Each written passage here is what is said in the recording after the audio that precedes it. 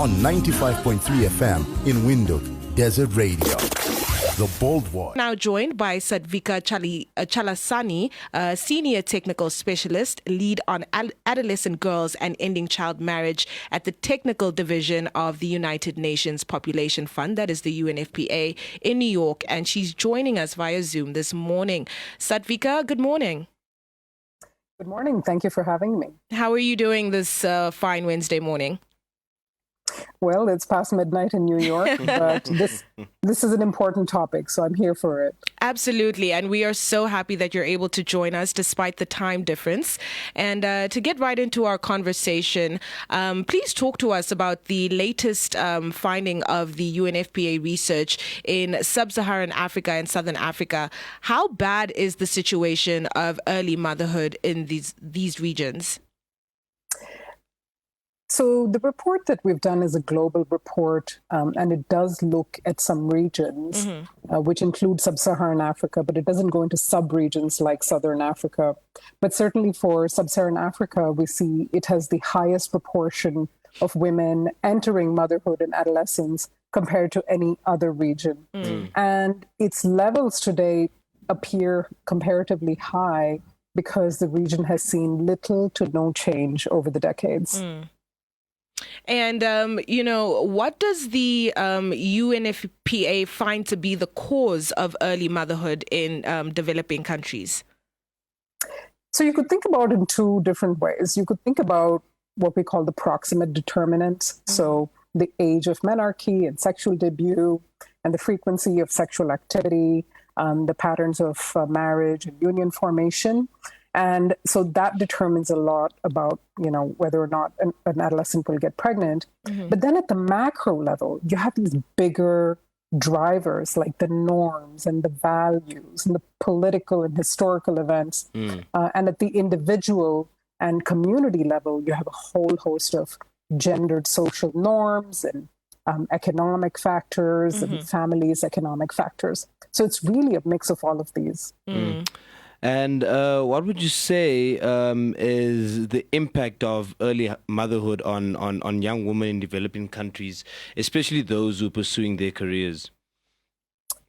So motherhood and adolescence, at least in the current social and economic context that most of us live in, it's incompatible with continued schooling. So once you have a child, it's almost impossible to complete your education, although there are many, many, brilliant examples of girls that do it.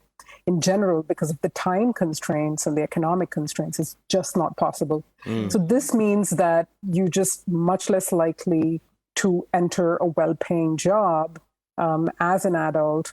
And past research has shown that you're likely to earn less money throughout your lives than a woman who was not pregnant during adolescence. And, I just want to get a comparative analysis, right? You said earlier that the sub-Saharan African region seems to show the highest of this trend. But, what does it look like in the first world comparatively? How are they faring? Just so that our listeners also have a little bit of context of that statistic. Absolutely. This is a universal problem. If you think of it that way, just as we talk about, some other issues like early union formation being really, these are universal issues. And so definitely the United States is struggling with it. The United Kingdom has struggled with it. And they have put together very concerted efforts to address teenage pregnancy because this is perceived not just as a social issue, but as a public health issue as well. And I think perhaps we can also talk comparatively about, the cultural differences, right? We know that in Africa, there are, our traditional values of girls still getting married off young and then having to start childbearing. So how have those social cultures shifted in the first world in order to allow them to also change the statistic of teenage and adolescent pregnancy?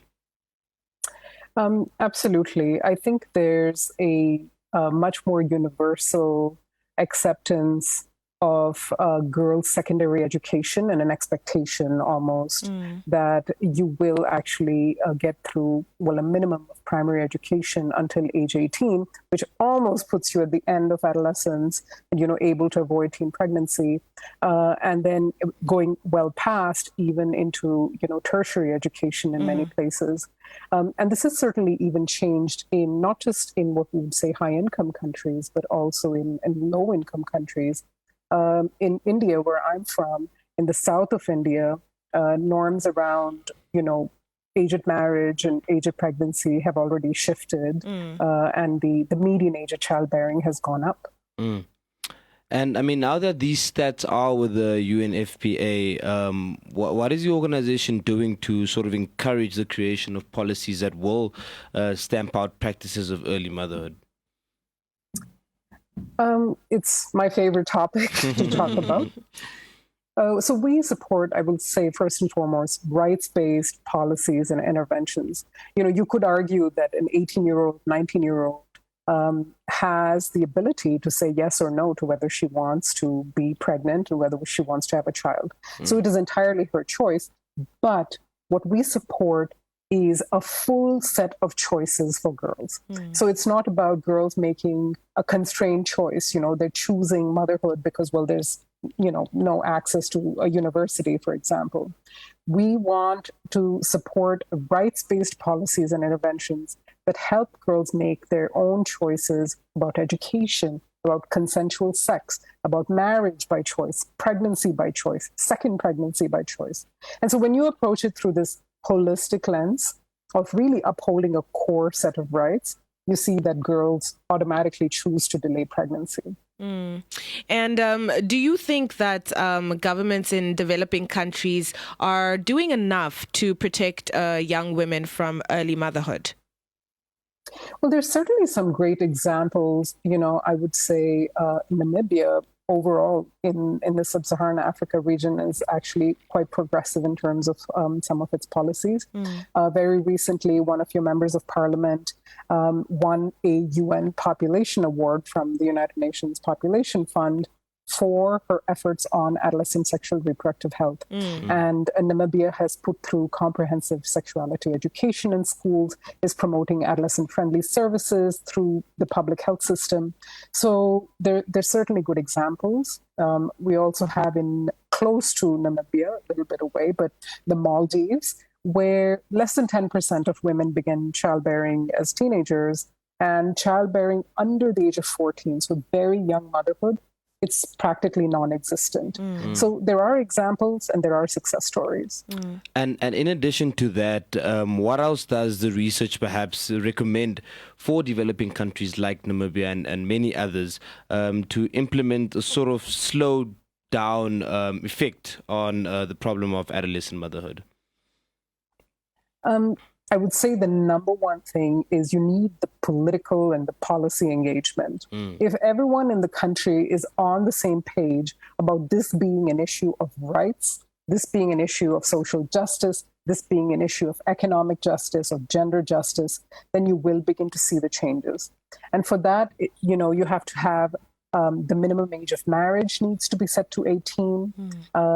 There needs to be no barriers, legal barriers to accessing health services. You shouldn't have to ask the permission of your parent or your husband if you're old enough to seek a service by yourself. You need community engagement. You need your community leaders fully in allowing girls to go to school, allowing them to access services. And really at the level of the girl herself, we need to support her with, in achieving her aspirations. So this is empowerment programs, literacy programs, educational programs, lifting up their voice, making them more visible in the communities, in national dialogues, in your radio station. So it's really a top to bottom, bottom to top approach we're talking about. Definitely. Well, Sadvika, thank you so much for making some time to join us on Desert Radio this morning to talk about adolescent pregnancy. Thank you so much. My pleasure.